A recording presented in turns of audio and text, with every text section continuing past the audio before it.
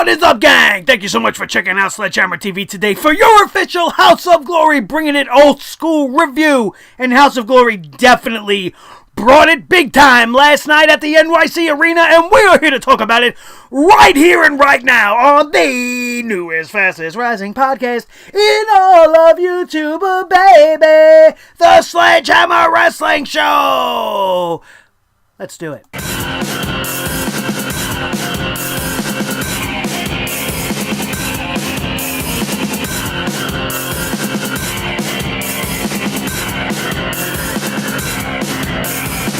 Sledgehammer Wrestling Show.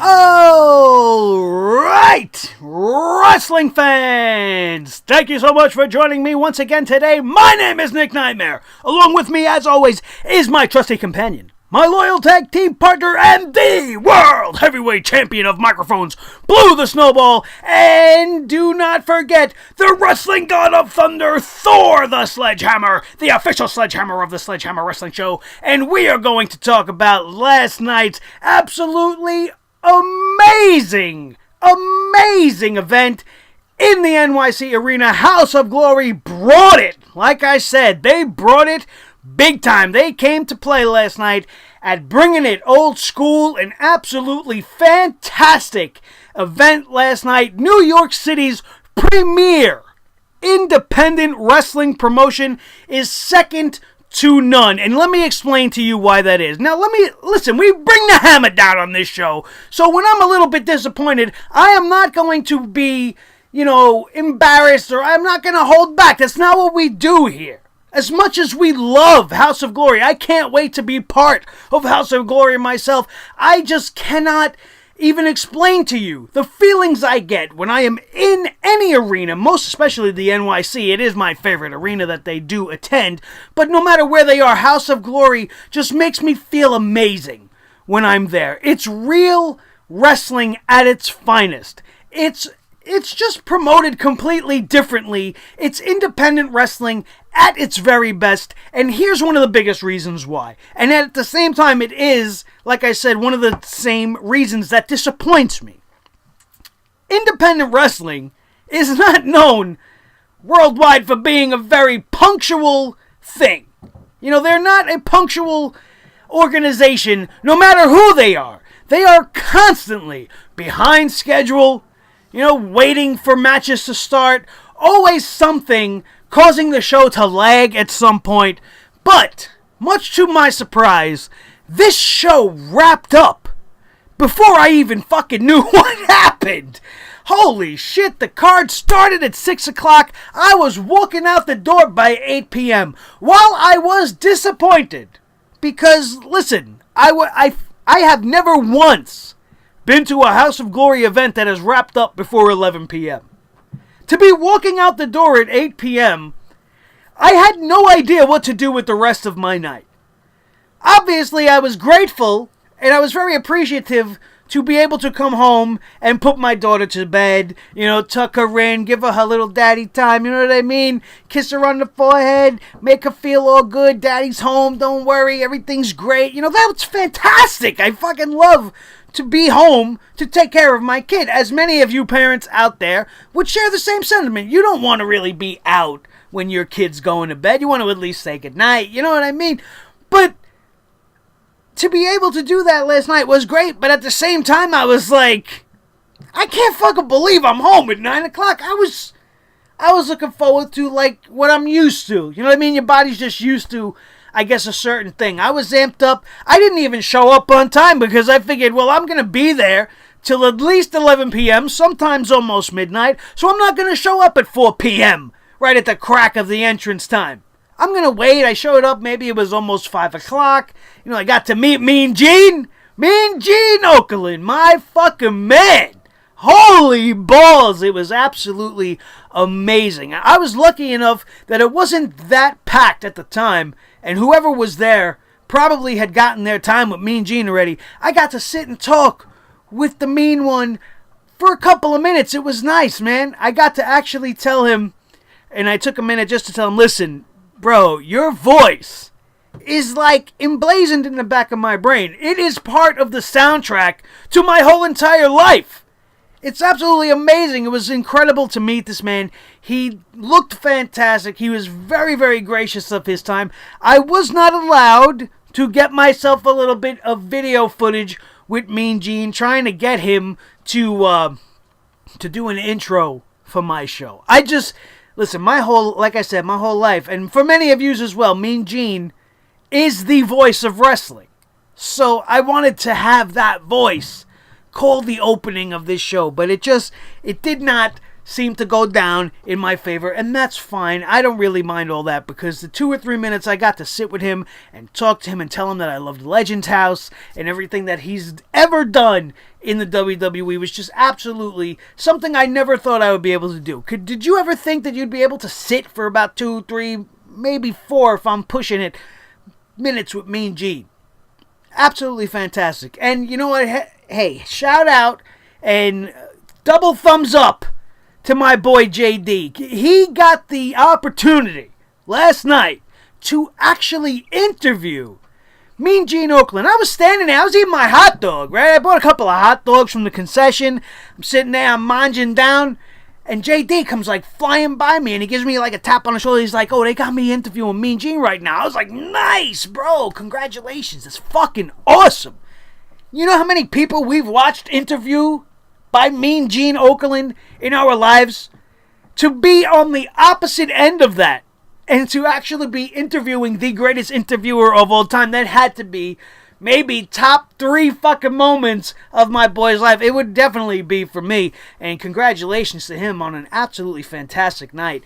This night, let's get to the wrestling. I know I'm like rambling on, because this show was fucking amazing. I had a fantastic time regardless what time it ended. I don't care that I missed out on maybe what I'm used to, like two hours more worth of wrestling, which I didn't get, because what I did get was top fucking notch, you guys. If you are a New Yorker, or you ever find yourself in New York City, and you have the opportunity to attend one of these events, you will not be disappointed, because this, no matter how soon it wrapped up, this card was fantastic. These guys, I don't know whether or not they took it upon themselves to give us a little bit more because they knew we were wrapping up early, but whatever the motivation was behind the performances last night at House of Glory, fan-fucking-tastic. We are tapping the hammer big time for you guys, because every single match was great. Right from the matches I didn't even know was going to happen. When we did the preview, we didn't know that we were going to see the Caveman, one of my favorite guys, Ooga Booga, the man, defending his MTV TRL championship against Leroy, everybody's favorite guy, Leroy. But Leroy came up a little bit short, and the Caveman was able to defend his title, and he retained the MTV TRL championship in a stellar contest. It was actually one of the better matches I've seen the Caveman ever have. He's always been entertaining, but that match was great. That match was absolutely great. Another match that was great and took me by surprise was a very surprising impromptu matchup between Ken Broadway and Matt Travis. This wasn't advertised. It was unexpected, and these guys were in there to beat the shit out of each other, and it was absolutely fantastic. This storyline has been written very, very perfectly. The tension between Broadway and Travis is palpable. The way that they're going at each other in the ring, you feel it. I know I was front row, so I'm going to feel pretty much everything that was being thrown that night. But if you were sitting 6 rows back, you felt these chops and these stiff shots that these guys were hitting at each other, going at it so violently, so vicious. I regret the fact that I don't remember exactly how this match ended up. And I want you guys to be a little bit forgiving with me when I do my House of Glory reviews, because you need to understand that when I'm there, I'm having a good time. And I was maybe about 4 or 5 beers deep already by the time we got to Broadway at Matt Travis, which was actually the second match of the night, if I'm not mistaken. So, if there are some things that are a little hit or miss, you should blame the bud.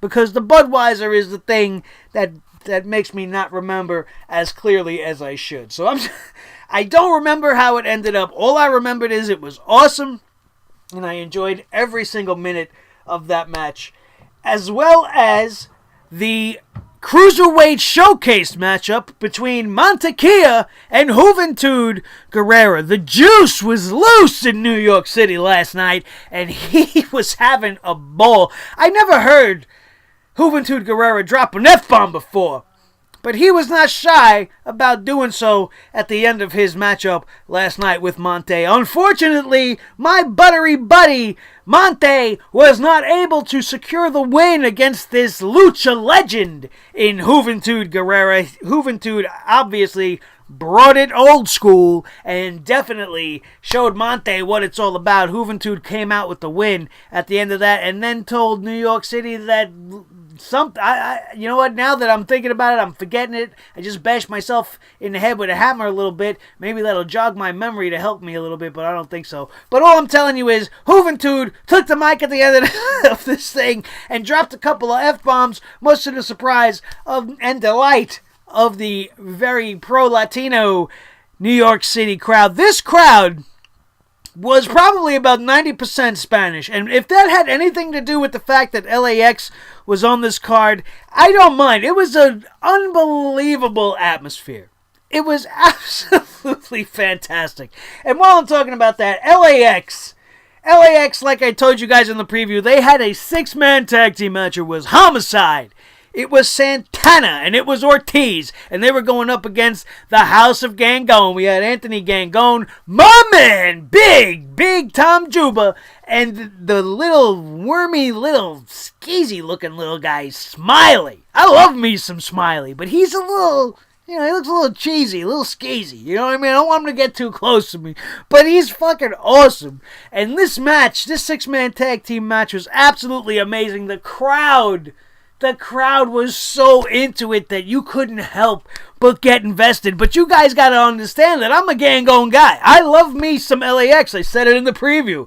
I, myself, am Puerto Rican. I love LAX. I love Homicide. I love everything that they're about.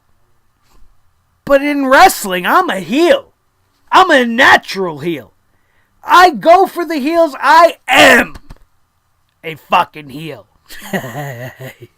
And I was the only man, I guarantee you, I was the only person in that arena chanting and rooting for the House of Gangone. No matter how fucked up it was what they did to Amazing Red earlier in the night, and we will get to that, but I actually felt uncomfortable supporting the House of Gangone in that moment, but my blood is true to the house as of this moment until I establish my own house, and I'll keep you guys interested, and not interested, but you should be interested, but I will keep you guys informed on how that develops as the coming months go along. But this is not about me. The House of Gangone came out victorious over LAX in this 6-man tag team matchup, and I was the only one. I had my mask on. I still have it in my bag over there. That's why I can't throw it on for you guys.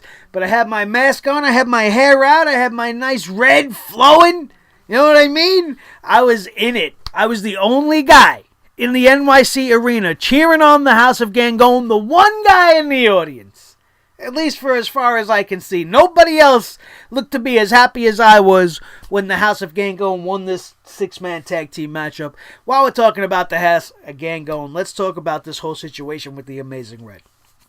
The Amazing Red came out last night, as I assumed, to announce his retirement. And he said it's not the fault of his daughter. It's not anybody's fault in his family. They actually want him to continue to keep wrestling and to do what it is he loves to do. But he's getting older. His body's being, beat up after all these years. And he just feels like, it's time to do something else. And then out of nowhere, right to the right of me, I hear this little girl screaming for her daddy. I had no idea Red's daughter was anywhere near me. All I know is the House of Gangone has this poor little girl, and they bring her into the ring. And I have my mask on. Like I said, I'm in full support. But at some point, I'm like, well, maybe I should take this mask off because this is getting kind of ugly. And Gangone brings Red's daughter into the ring and threatens him to pretty much give him what he wants. Give him a shot at the House of Glory World Heavyweight Championship.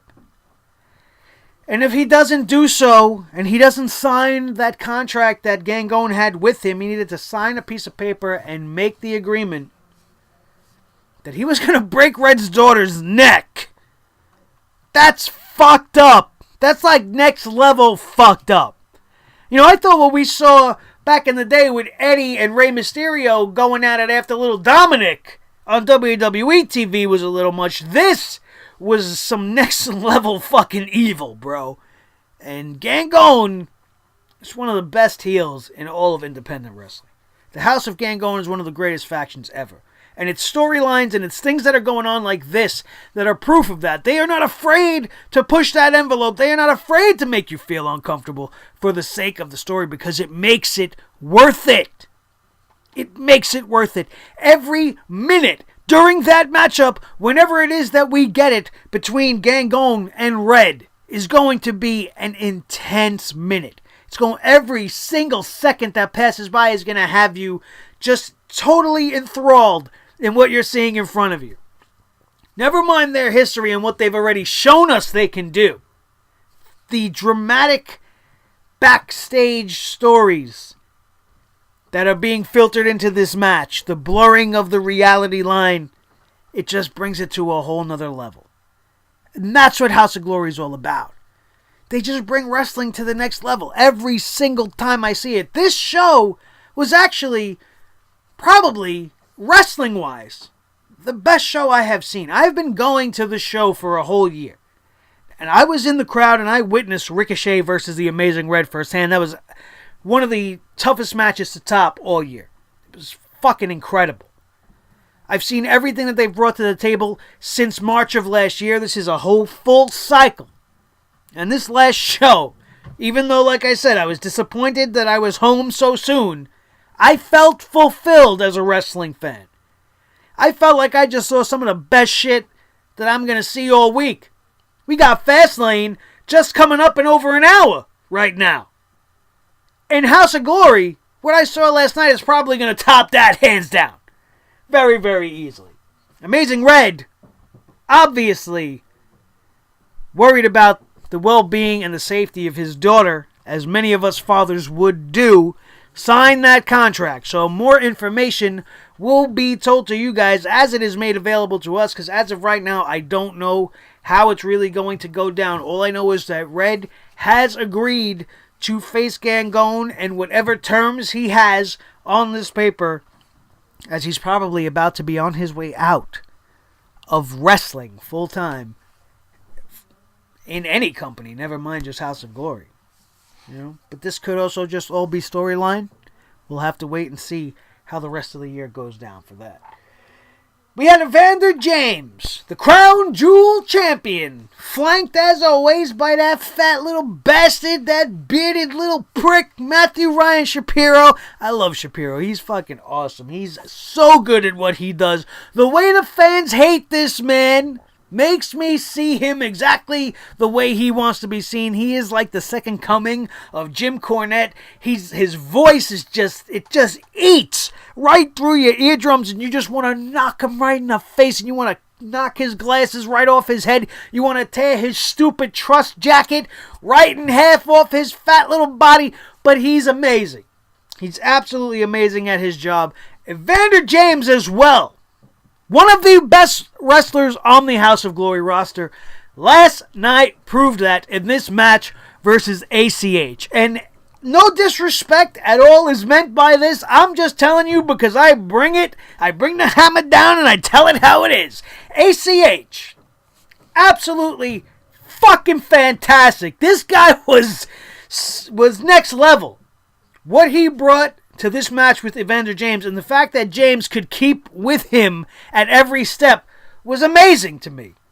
This guy came literally for me out of nowhere, and I'm all in on Mr. ACH. I hope to see a whole lot more of him. However, when I looked at him, and please, I mean no disrespect by this, there is nothing wrong with what I'm about to say. He reminded me very much so of Wayne Brady. ACH is the Wayne Brady of pro wrestling.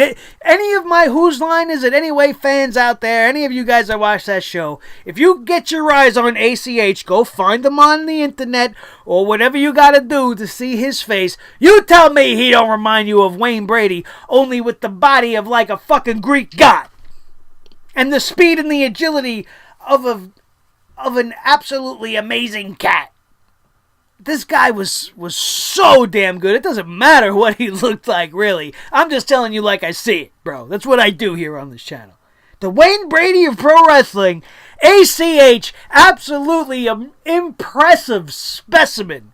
What a fantastic pro wrestler. If this guy doesn't get scooped up sometime soon, then the WWE has really lost track on what they see in their talent. This guy already, from what I seen last night in this one match, I don't know what his background is. I don't know how long he's been wrestling. If he's a House of Glory student, if he's known on the independents. I don't know much about him, and I really, really wish I did after seeing him last night. That's how fucking good he is. And he came close on very many occasions to taking that title from Evander James, but that Weasley little bastard would have his way and get involved in just the right moments, and Matthew Ryan Shapiro would cost ACH the win on multiple occasions, even though ACH would take to the air and absolutely flatten Matthew Ryan Shapiro in a spot that surprised the shit out of me. I didn't think he would ever take a spot like that. Props to you, Shapiro, for doing that, my friend. And other than that, Evander James, like I said, comes out with a sneaky bastard type win over ACH. And I definitely hope that this is not the last time I've seen ACH in House of Glory. And I don't think that the WWE has any idea what they're missing out on with a guy like this. You want to keep trying to push Apollo Crews, you got a guy like ACH, he's going to push himself just based off of what I seen last night. Oh my God. Absolutely impressive debut for these eyes. I can't wait to see him again. Hopefully he comes back around to House of Glory sometime very, very, very soon. Another little bit of a disappointment of the night, and I guess this is the last match as I'm looking over the card because we kind of talked about everything else, was the women's segment. You guys all know how high I am on the women in House of Glory. I love everything that Sonya Strong has done. Her matches with Tessa Blanchard and Mia Yim and Su Yung speak volumes about this girl's ability and what she's able to do. She was scheduled to face Diamante from LAX. And before the show, the House of Glory staff would announce that Diamante would not be able to compete tonight. For whatever reason. Okay? And, you know, things like that happen. Subject to change is always a wrestling card. And I was expecting something to be changed. They said they're trying to work something out, and they will let us know as soon as something, in fact, is in the works for Sonya Strong that evening. Then Diamante would come out and be like, listen, New York, I'm here. Yeah, I'm hurt, but I'm here. So let's do this. Sonya Strong, get your ass out here. Sonya comes out. They kind of get the match started. Kind of. And then Violet, that little sneaky bitch, and her big, big mama woman, she came out and would ruin the whole thing and try to put Sonya Strong through a table, but the table did not give as well as it should have. They definitely bent the table, but she didn't go through the table. I'm not saying that it didn't hurt, because Sonya looked like she was hurt, and it was kind of a shit moment for me. I didn't like seeing what I was seeing, and Violet's still walking around with a title belt that she didn't earn, and now she's got this big monster woman with her that's just going to stop everything in her path and going to obviously protect her from everything that comes at her from this moment on. I need as a fan of House of Glory, if you guys are listening, I need this woman's thing to come to fucking end. I need Violet to not have this belt, and it's nothing against Violet. You know, it's just that title should have been brought in a much more prestigious way. There should have been a match. You know what I mean? Maybe have this tour that Sonya has been on, each match be a match in a series to crown a woman's champion. And every time Sonya wins, she advances. Not a tournament per se, but she's going to take on all comers on her road to the champion, and then to the championship rather. And then if somebody beats her, they will continue on the same road until they hit the final competitor. Something like that could have been much, much better, especially for the debut of a title that should be as important as the House of Glory Women's Championship. However, that's not the way it went down. I don't really mind it as a whole. I just need it to progress. This has happened months ago. Violet has gotten no sort of comeuppance in any way. She's been given the heavy muscle, and now nothing's going to get in her way, seemingly. And we need that title to start getting defended. We were all very excited to see it announced, and we all expected it to go to Sonya Strong. I guess the joke's on us, as Violet took it upon herself to steal this belt and make this division all about her for whatever reason, and that's fine. It's just time to start moving some things in the women's division at House of Glory, you guys. As much as I enjoy seeing Sonya wrestle, I would like to see Violet maybe defend this belt that she's trying to claim she deserves.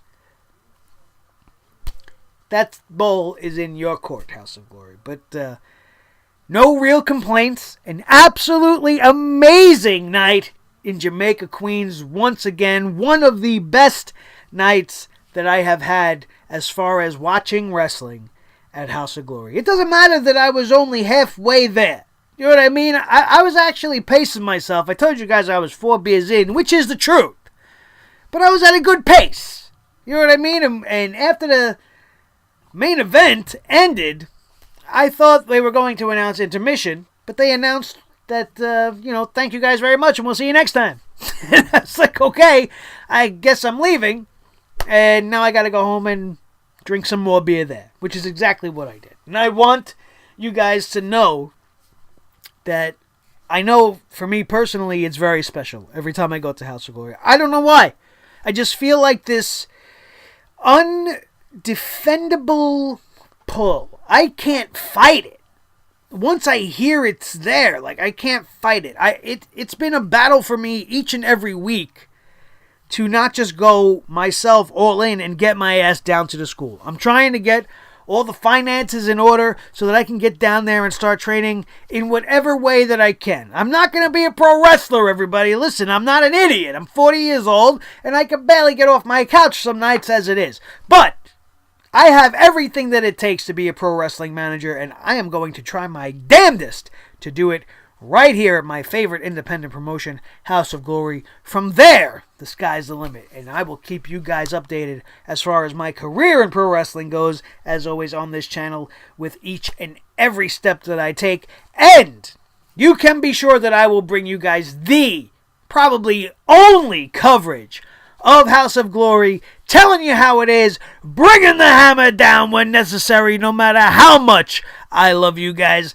And that is going to do it for House of Glory's Bringing It Old School. We had Brutus the Barber Beefcake down there. We had Hardcore Holly. We had Juventud. We had Super Crazy, Mean Gene Okerlund, all there for meet and greets. We had 2 guys that I really didn't know.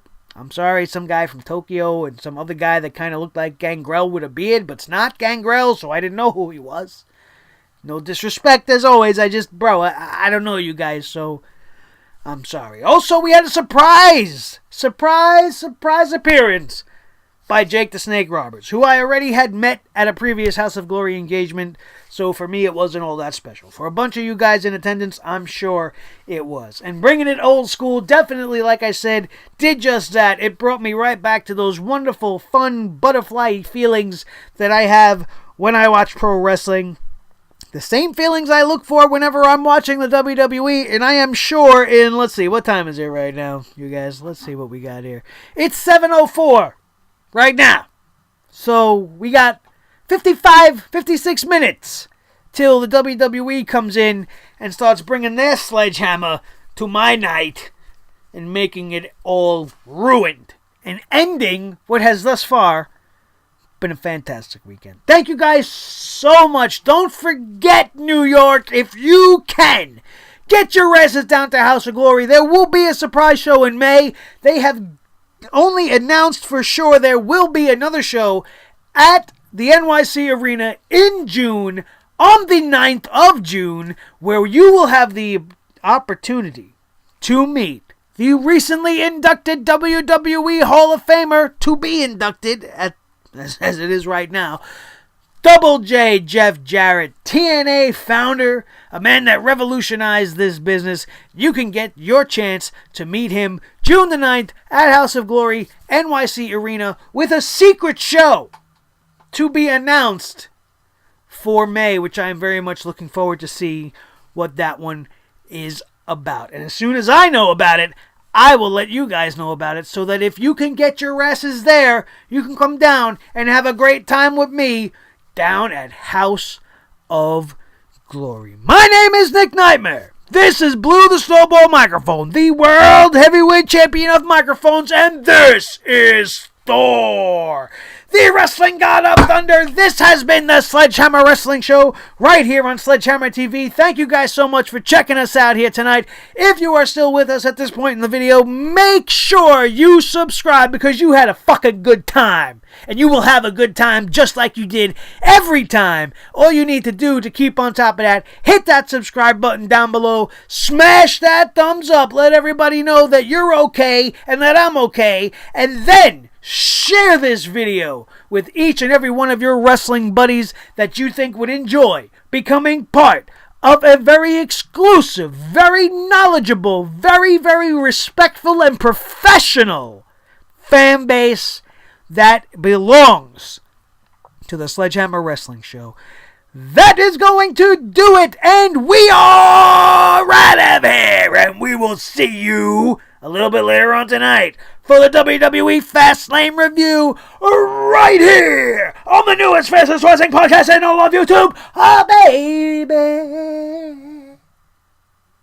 Sledgehammer Wrestling Show. Thank you guys so much. We'll see you later on tonight for Fastlane. Have a good one.